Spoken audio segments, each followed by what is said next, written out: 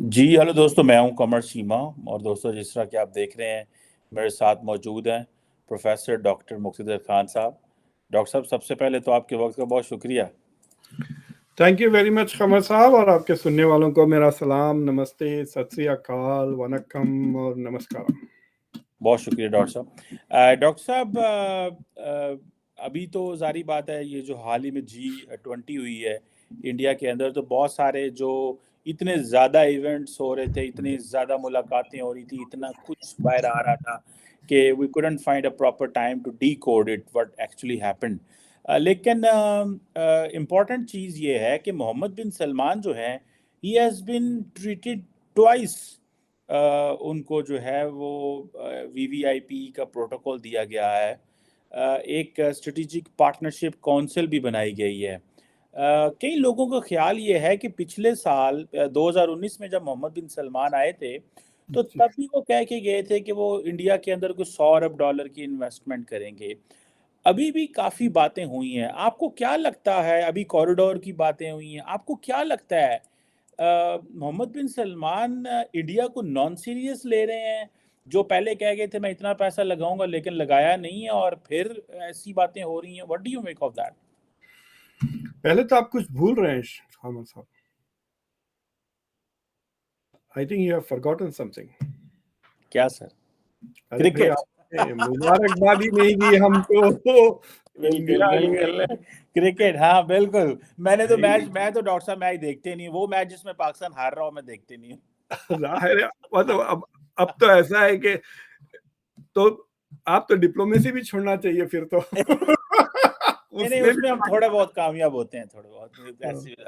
Anyway, so India ने ना सिर्फ पाकिस्तान को क्रशिंग डिफीट दी है, बल्कि अभी बहुत अभी मैं खतरनाक। इसलिए आपका इंटरव्यू 2-3 मिनट लेट कर दिया कि India just beat Sri Lanka and qualified for the finals of the Asia Cup. तो मजा आएगा।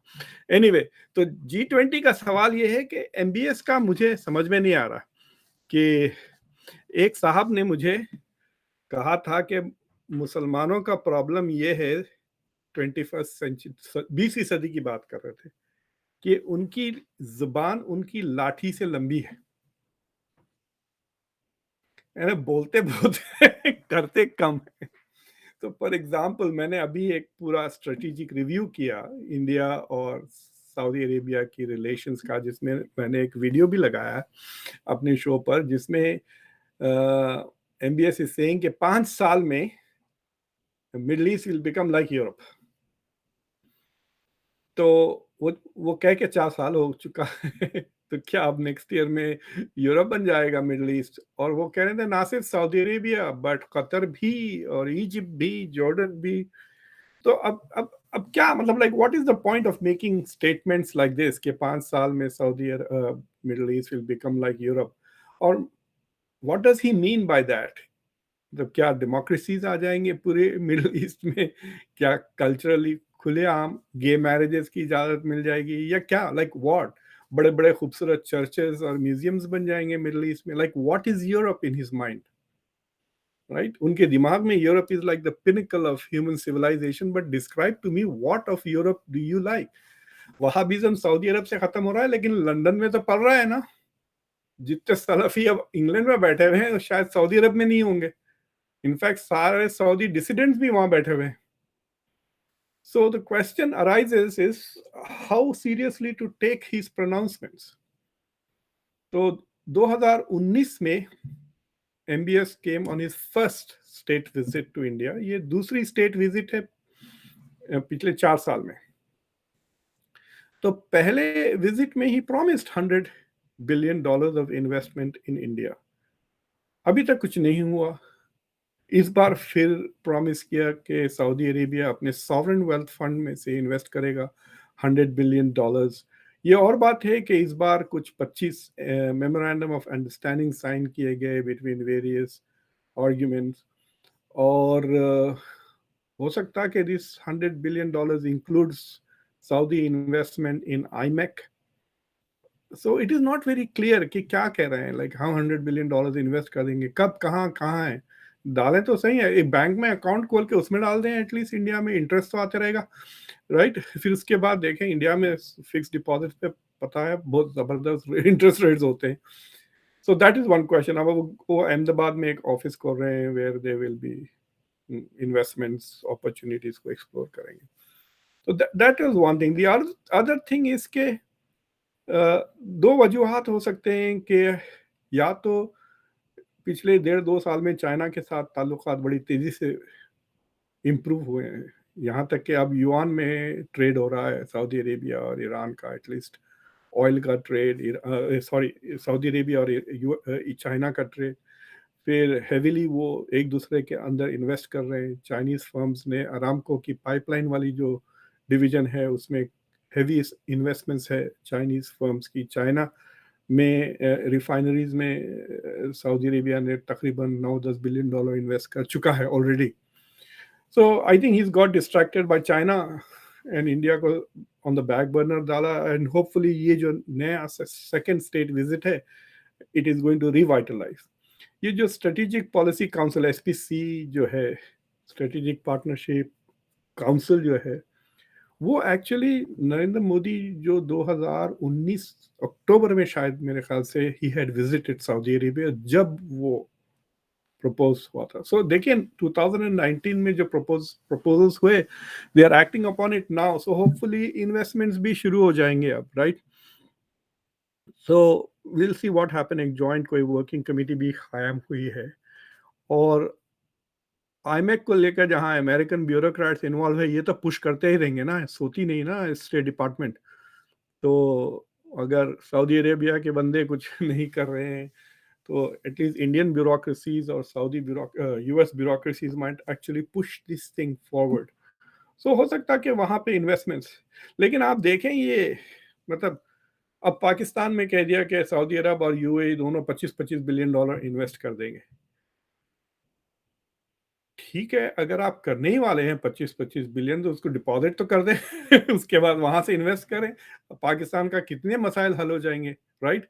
Without giving the money, right? You can simply deposit it in the bank. It still belongs to Saudi Arabia, but it problem solve हो जाता पाकिस्तान का जो liquidity का जो problem हो रहा है विद फॉरेन करेंसी।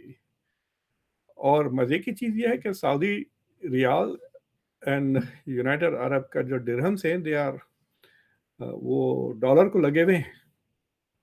जब डॉलर ऊपर नीचे जाता है तो वो भी ऊपर नीचे जाते हैं, वो इंडिपेंडेंट नहीं है ऑफ द डॉलर। 3.7 कुछ रेट फिक्स्ड है उनका। So the IMF will treat them like hard currency, उनकी करेंसी। तो I don't know what these statements are, क्या इनको पब्लिक ओपिनियन अपने पास कर रहे हैं या नहीं। So we have to see, but अलबत्ता ट्रेड तो बढ़ रहा है, इसमें कोई शक की बात नहीं है। इंडिया सऊदी अरेबिया का ट्रेड अब 50 बिलियन डॉलर से ज़्यादा हो गया है, 55-57 billion dollars. Saudi Arabia has now become the 4th biggest trading partner. मज़े की चीज़ ये है कि इंटरेस्टिंग लोग हैं जिसके साथ इंडिया ट्रेड करता है। यूएस उसके बाद चाइना, उसके बाद यूनाइटेड अरब एमिरेट्स, उसके बाद Saudi Arabia. So these are the 4 top. 5th Russia है। सो इंडिया के ट्रेडिंग पार्टनर्स, तो लेट अस सी इंडिया के साथ they are trying to make sure कि ये आइंदा 2-3 साल में $100 बिलियन का ट्रेड हो जाए। सो दैट इज वन एडवांटेज। और मैं एक इंडिया के एक रिटायर्ड फॉरेन सर्विस ऑफिसर जो एम्बेसडर रह चुके हैं सऊदी अरेबिया, इंडिया के एम्बेसडर टू सऊदी अरेबिया 2 बार, दो टर्म्स उन्होंने की है, तो उनसे तफसीलन बात की है। तो उनका एक पॉइंट, मतलब आज रात को मैं वो वीडियो लगाऊंगा, आज रात यूएस के रात यानी सुबह में इंडिया के। तो in that he makes an interesting point से इसके ट्रांसैक्शनल रिलेशनशिप्स हैं। एंड प्रॉब्लम यह है सऊदी अरेबिया के रिलेशंस तकरीबन हर मुल्क से ट्रांसैक्शनल है। इंडिया को छोड़ दें आप, अमेरिका के साथ भी 1939 से दोस्ती है, राइट? बट ना अमेरिकन जाते सऊदी अरेबिया टूरिस्ट की तरह, मतलब जो जाते हैं वो अमेरिकन मुस्लिम्स ही हैं हज के लिए, उम्रा के लिए। कोई आज तक मैंने किसी से नहीं सुना कि I am on vacation in Saudi Arabia. अम्मा से मिलने जा रहा हूँ, अब्बा से मिलने जा रहा हूँ, उम्रा करने जा रहा हूँ हज के लिए, जैसा अब लोग तुर्की जाते हैं, मोरक्को जाते हैं, अमेरिकन मुस्लिम्स ये दो मुल्क बहुत जाते हैं। अब थोड़ा थोड़ा बॉस्निया भी जाने लग गए हैं। तो these are the 3 countries where they go on vacation. बाकी तो या तो घर जाके पेरेंट्स से मिलना होता है या रिलीजियस ऑब्लिगेशन फुलफिल करने जाते हैं। So Saudi Arabia does not have people to people relations with any countries. हो सकता है कि गल्फ के साथ हो। I don't think, मतलब मैं I know other countries, Egypt, Morocco and all, they don't have the same relations with Saudis. तो ऑब्वियसली वो सारा का सारा ट्रांसैक्शनल ही है। अगर आप दूसरे कंट्रीज में जाके देखें, अमेरिका ब्रिटेन को देख लें, अमेरिका इसराइल को देख लें, आप अमेरिका इंडिया को देख लें, कैसा बढ़ते जा रहा है। यहाँ पर हमारे इतने जो American white and black friends हैं और चाइनीज फ्रेंड्स भी हैं, उनको इतना शौक लगा हुआ है इंडियन फूड का कि अब तो हर स्टोर्स में मिलता है आपको माइक्रोवेवेबल फूड इंडिया के। तो so there is a cultural affinity भी बढ़ रही है ना। So that is what I mean. As a Saudi food कुछ नहीं मिलता आपको। कहीं भी यहाँ आप चले जाएं, अनलेस यू काउंटिंग हलाल मीट। सो तो आई डोंट नो ये बियॉन्ड ट्रांजैक्शन ये क्या रिलेशनशिप बन सकती है, मतलब सऊदीज आके इंडिया में ताजमहल देख के जा सकते हैं, बट हिंदू सऊदी अरब जाके क्या करेंगे? डेजर्ट देखेंगे और क्या डॉक्टर साहब। वो तो राजस्थान में उससे अच्छा है। राजस्थान का डेजर्ट इज मोर इंटरेस्टिंग। आपको गाना भी मिल जाएगा, म्यूजिक भी मिल जाएगी। नहीं नहीं, अब तो सऊदी अरब में बड़ा गाना बजाना है। वहां पे तो वो आ गई है, वो क्या वो जो कारों वाली होती है, रेसिंग भी आ गई है, बड़ा कुछ आ गया डॉक्टर साहब, बड़ी तब्दीली आ रही है। आपको दोबारा सऊदी अरब जाना चाहिए। सोच रहा हूँ, मुझे थोड़े इनविटेशंस आए हैं यूरोप में कॉन्फ्रेंसेस के, तो एक और कॉन्फ्रेंस के बाद जरा क्विक उम्रा करके आ जाए। अब तो वीजा वगैरह आसान हो गया ना, एटलीस्ट थैंक्स टू एमबीएस। पहले बहुत पेनफुल होता था वीजा लेना। तो मैं यूजुअली सऊदी अरब सिर्फ किंग के इनविटेशन पे जाता था। बस दैट्स इट। तो उसमें प्रॉब्लम्स कुछ नहीं होते, वो आपको एयरपोर्ट प्लेन से पिक करते हैं, पता है। जब पहली बार मैं गया था, I was still an Indian citizen, तो मेरे लिए इतना प्रॉब्लम हो गया था क्योंकि एंट्री नहीं थी वीजा मेरे पासपोर्ट पर। सऊदी अरेबिया एग्जिट था खाली। तो I said how this can not work. अगर मैं तो I had to get the entry done. फिर मैं फोन करा फिर उनके मिनिस्ट्री को, तो मिनिस्टर से कोई बंदे को भेजा, वो मिनिस्टर डेप्यूटी मिनिस्टर को आया। फिर मुझे वो एयरपोर्ट में वापस पीछे रिवर्स, जहाँ से आप एग्जिट होते हैं वहां से वापस पीछे ले जाके फिर इमिग्रेशन में लाके फिर पासपोर्ट पे एंट्री, बिकॉज अमेरिकन कस्टम्स यहाँ पे immigration would have said how can you have an exit without an entry. बिल्कुल सही। डॉक्टर साहब, इंडियंस जो है, आपको क्या लगता है किसमें ज्यादा सीरियस हैं? ये जो मिडिल ईस्ट यूरोपियन यूनियन का जो कॉरिडोर की बातें हो रही हैं, आपको लगता है कि Indians are going to materialize this, और India is more interested in Indo Pacific, या आपको समझ लगता है कि आप बैलेंस कर पाएंगे? अमेरिका का तो मसला ये है कि अगर अमेरिका स्ट्रेच हो जाए ऑन रशिया तो वो कहीं और नहीं जा सकता। तो इंडिया की कैपेसिटी है, ये जिस तरीके से अपने आप को स्ट्रेच कर रहे हैं, इसको आप कैसे देखते हैं? किधर ज्यादा फोकस कर सकते हैं वो, Europe, Middle East? Dialogue, intellectual contributions वगैरह के लिए तो India doesn't have a problem. ठीक है, बहुत बंदे हैं, 1.4 बिलियन। इंडिया के पास जितने बंदे किसी के पास नहीं है। They can have a dedicated cell in the ministry of external affairs for each of these projects ना। दूसरा इज ऑल्सो वेरी इंपॉर्टेंट, अगर आप आसियान को ले लें, आसियान के साथ तकरीबन 100 बिलियन डॉलर का ट्रेड है। चाइना से 100 बिलियन डॉलर का ट्रेड है। जापान से I am quite surprise, it's not that high, but Japan और कोरिया का काफी मैन्युफैक्चरिंग है इंडिया में। बहुत जमाने से सुजुकी बनती है, और सुना के मैं होंडाई वगैरह भी आ गए शायद। So there is those relations with, अब ताइवान भी इंडिया में इन्वेस्ट कर रहा है। So they have relations in the Indo Pacific. लेकिन जो आप देख रहे हैं the third and the fourth biggest trading partners तो वेस्ट एशिया में है, not East Asia, which is United Arab Emirates और सऊदी अरेबिया। इंडिया में इन्वेस्टमेंट्स तो आ रहे हैं जापान से, बट जैसा सऊदी अरेबिया प्रॉमिस कर रहा है $100 बिलियन, और यूएई ने भी प्रॉमिस किया कि वो जाके कश्मीर में इन्वेस्ट करेगा इधर उधर। So between UAE and Saudi Arabia अगर 125-150 बिलियन डॉलर आ जाए तो वेस्ट एशिया का पल्ला भारी हो जाएगा ना compare to East Asia, right? That is the second part. तीसरी चीज ये है कि इंडिया के तकरीबन 85 से 90 लाख इंडियंस वेस्ट एशिया में काम करते हैं, और सबसे ज्यादा जो आई वाज लुकिंग, मुझे बड़ी हैरत हुई, जो इंडिया को रेमिटेंसेस आते हैं ना बाहर से जो वर्कर्स के, 100 बिलियन के ऊपर चला गया था वो 21 में।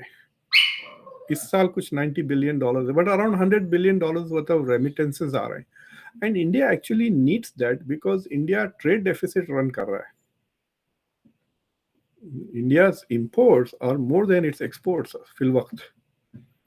So that means that it needs extra dollars not to pay out अगर रुपये में ट्रेड नहीं होगा।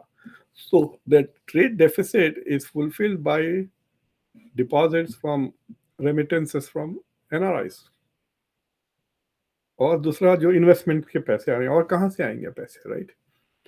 तो वो मैं समझता था कि गल्फ से ज्यादा आ रहे हैं, बट सबसे ज्यादा यूएस से आते हैं। 25% of India's remittances come from the US, यानी Indian Americans are depositing lot of money back home. उसके बाद बरतानिया, इंग्लैंड से भी बहुत ज्यादा आते हैं, मतलब इंग्लैंड से मेरे ख्याल से सऊदी अरब से ज्यादा पैसे आते हैं, which is quite surprising to me. मैं कल ही देख रहा था डेटा टू फिगर आउट कि सऊदी अरब से कितने पैसे आते हैं इंडिया, सिर्फ $5 बिलियन आते हैं सालाना। हालांकि 25 लाख इंडियन सऊदी अरब में काम करते हैं। मेरे ख्याल से यूएस के बाद शायद सबसे ज्यादा इंडिया का डायस्पोरा शायद गल्फ में ही है तकरीबन, मतलब टोटल डायस्पोरा तो गल्फ में इज 85 to 90 लाख, 9 मिलियन के करीब, यानी it's double of the US में अब 5 मिलियन के करीब हो गया ना, 4 to 5 मिलियन है। So India has a lot of, देखिए सारे ट्रांसैक्शनल चीजें हैं, they are also creating jobs for Indians in the Middle East, business opportunities है दुबई वगैरह में। So it's not just remittances are not just coming, profits are coming. India की companies export कर 87 या $90 बिलियन तक trade हो गया है बिटवीन यूएई एंड इंडिया। है इतना सा यूएई, तो उसकी ट्रेड देखो आप इंडिया के साथ। So this for India it's a very important region. अब पिछले 2 महीने से जो रशियन ऑयल की कीमत है, वो जो डिस्काउंट है वो कम हो गया है। उसके वजह से once again India is importing more from Saudi Arabia than Russia. Actually जुलाई और अगस्त दोनों महीनों में India is imported more oil, crude oil from Saudi Arabia, और तकरीबन 20%, 18 to 20% इंडिया का जो एनर्जी ऑयल आता है, क्रूड ऑयल, वो सऊदी अरब से आता है। और रशिया से पहले Iraq was number 1, then Saudi Arabia, then UAE, जहां से इंडिया की टोटल ऑयल क्रूड इंपोर्ट्स वहां से आते हैं। अब रशिया का तो इट्स ए टेम्पररी थिंग ना, it's not probably going to continue for a long time. जब मार्केट्स नॉर्मलाइज हो जाएंगे, देन रशिया का जो ऑयल है वो इंडिया के लिए महंगा हो जाएगा, फिर वापस वो यूरोप के लिए सस्ता हो जाएगा। तो अमेरिका जो अब नंबर 1 बना हुआ है in terms of exporting energy to Europe, that will go back, right? So I think the Gulf area, from a strategic perspective, from an international perspective, is going to be very critical for India. अब ये doctor साहब, ये आप India और Canada के मसले को कैसे देखते हैं? ये जो खालिस्तान वाला इशू है, इसमें बड़ा टफ टाइम मिल रहा है जस्टिन ट्रूडो को। इंडियन मीडिया वैसे तो नहीं, लेकिन सारा टाइम ये जो उनका जहाज खराब हो गया, बड़ी एक लेदे की ट्रूडो के साथ, और फिर उसको कहा जी पहले भी इसका जहाज़ ख़राब हो गया था, उधर भी ख़राब हो गया था, ये भी है। और फिर खालिस्तान और ये जी खालिस्तानी लीडर है वो जगमीत। ये आप समझते हैं कि मेरा ख़्याल है जो वेस्ट के सबसे वो लीडर जिसको मेरा ख़्याल है इंडिया ने चुना हुआ है, जिसको वो टारगेट करते हैं, वो ट्रूडो है। आपको क्या लगता है कि ये जो, और वो कहता है जी खालिस्तान की बात होती है, वो कहता है ये फ्रीडम ऑफ स्पीच है। आपको लगता है कि ये एक लोएस्ट पॉइंट पे ले आया है इंडिया कनाडा रिलेशंस को? देखिए, कनाडा वेस्ट का वीक लिंक है। तो चाइना भी उसकी पिटाई करते रहता है। आपको पता है लास्ट टाइम बाली में जो वीडियो लीक हुआ था, जो शी जिनपिंग ने डांटा था ट्रूडो को, वो बच्चे की तरह था। सर सॉरी सॉरी, मैं होमवर्क नहीं करके आया, उस तरह लग रहा था ना वो पूरा सीन। सो अब इंडिया ने भी उसको थर्ड डिग्री दे।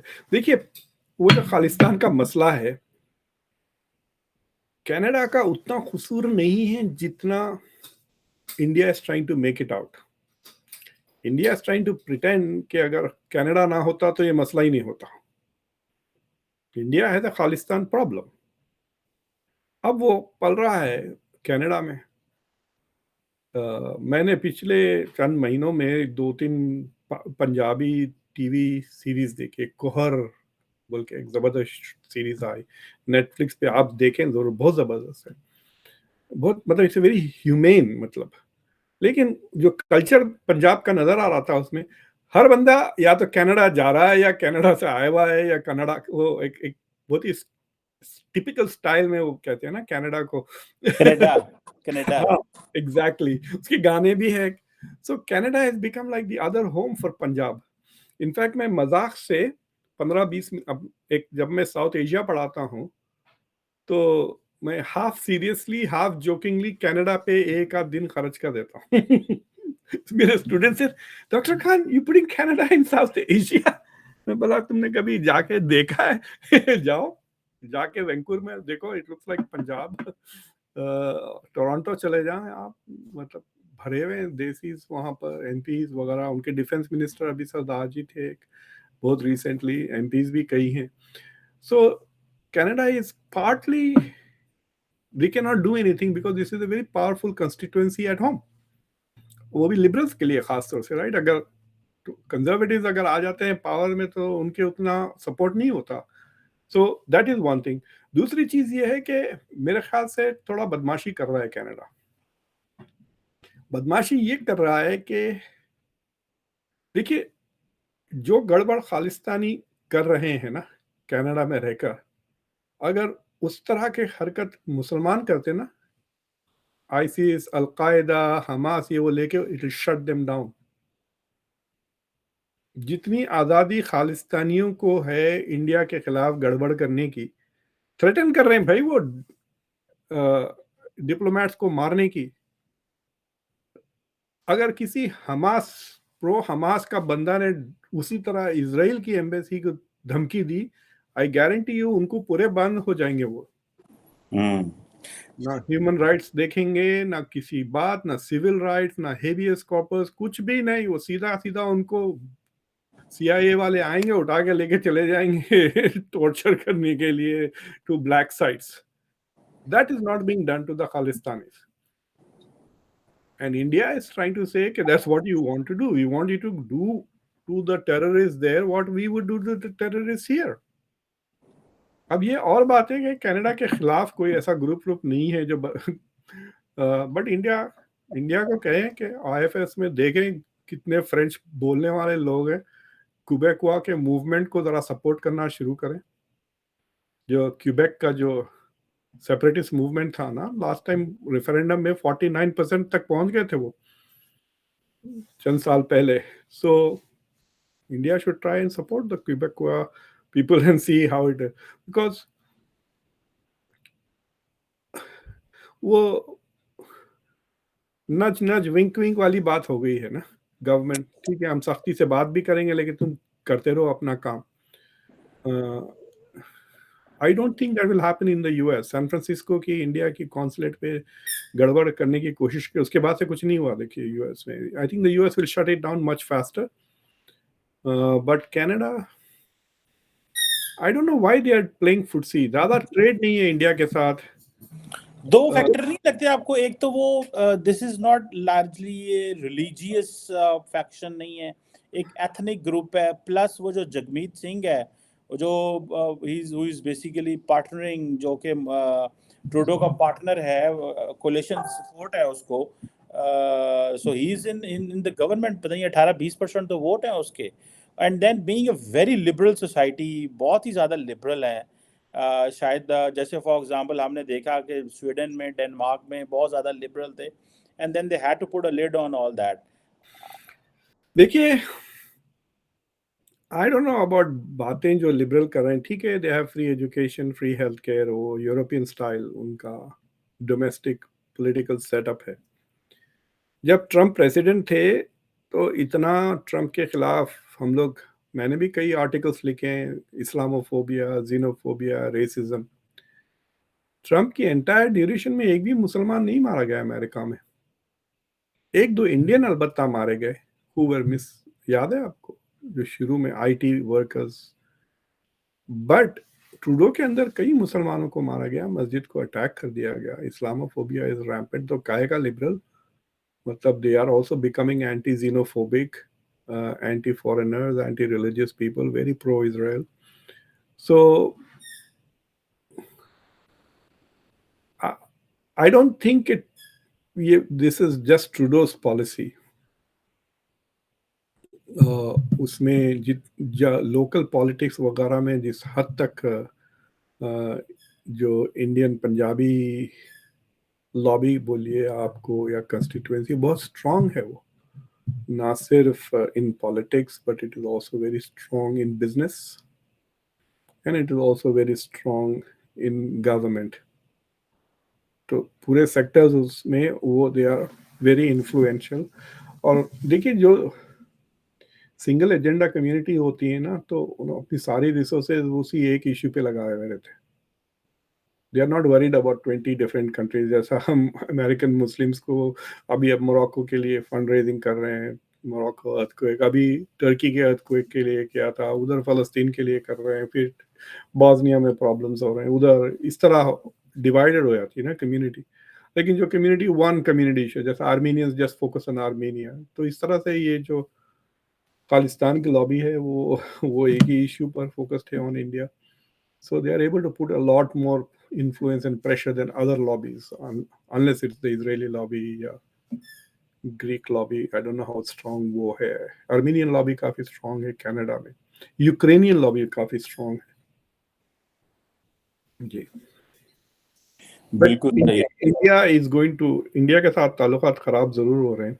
नहीं, बड़े तेजी से खराब हो रहे हैं। और जिस तरह उन्होंने एक इंडिया के अंदर जस्टिन ट्रूडो के साथ हुआ, I can feel it, it was very offensive. अब लार्जली मुझे तो ऐसे लगता है कि वो घर से भी उसको मार पड़ रही है ट्रूडो को। एक ऑपोजिशन बड़ी सख्त है उसकी। और उसके ऊपर तो कितनी, अगले दिन वो मैं देख रहा था कनेडियन मीडिया कि प्राइम मिनिस्टर जनाब अपनी फैमिली लेके न्यूयॉर्क में पता नहीं कितने $1,000 लगा के आ गया। वो तो आपको पता है, वहाँ उनकी पार्लियामेंट में सारी बातें होती हैं, फ्रीडम ऑफ स्पीच तो है ही है, फ्रीडम ऑफ इंफॉर्मेशन, और वो सारी। ट्रूडो की खुद, मतलब अब डिवोर्स वगैरह चल रहा है, he is not in an happy position. I also think India America की कोई एक चीज को अटका देना चाहिए। कोई इंपॉर्टेंट चीज यूएस की, they should block it until America disciplines Canada. अच्छा। तो ये कहें कि जाओ उसकी जरा सबक सिखा, अमेरिका 2 मिनट में, एक फोन कॉल में सुधर जाएगा कनाडा।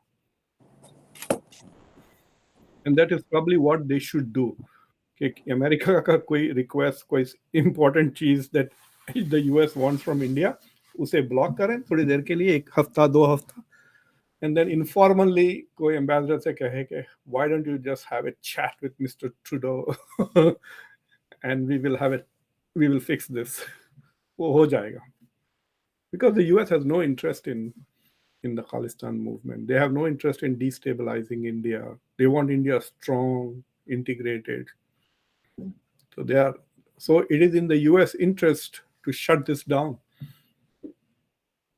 बिकॉज ये दरार पैदा हो जाएगी ना फिर कनाडा और इंडिया के बीच में, so it will, and Canada is such a core part of G7 NATO. ये जो प्रो यूक्रेन लॉबी है उसका कनाडा इज वेरी क्लोज। जो सबसे ज्यादा पैसे दे रहे हैं ये इंग्लिश स्पीकिंग कंट्रीज है, Canada, UK and US। Europeans अपना हाथ रोके हुए हैं। आप फ्रांस और जर्मनी के जाके देखें, कॉन्ट्रीब्यूशन कुछ भी नहीं है। हाँ, कुछ नहीं है। बिल्कुल सही कह रहे हैं। Anyhow, thank you very much professor doctor Muqtedar Khan sahab sir. Bill, thank you very much. Pleasure talking to you. Bye. Thank you.